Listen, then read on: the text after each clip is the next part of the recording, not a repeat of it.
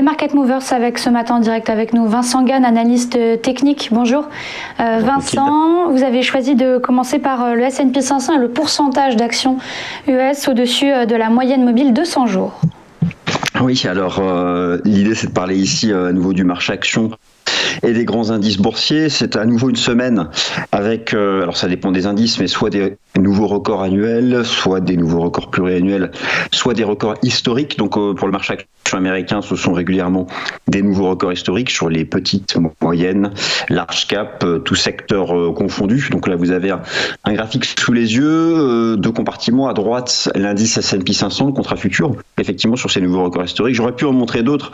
L'indice japonais, par exemple, le Nikkei, il retrouve ses niveaux de la bulle spéculative des années 80. Alors la grande question que tout le monde se pose, c'est sommes-nous dans une phase d'excès? Bon, pour répondre, on aurait besoin d'une heure, voire davantage.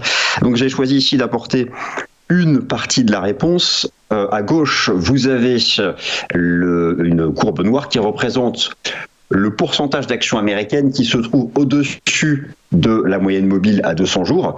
On peut parler ici d'approche quantitative. Et bien effectivement, cette semaine, nous avons un nouveau record. Plus de 92% des actions américaines se trouvent au-dessus de ce niveau de la moyenne mobile à 200 jours. C'est historique en fait. On voit qu'historiquement, c'est une résistance. Donc de ce point de vue-là, oui, là nous sommes dans un marché action clairement topique.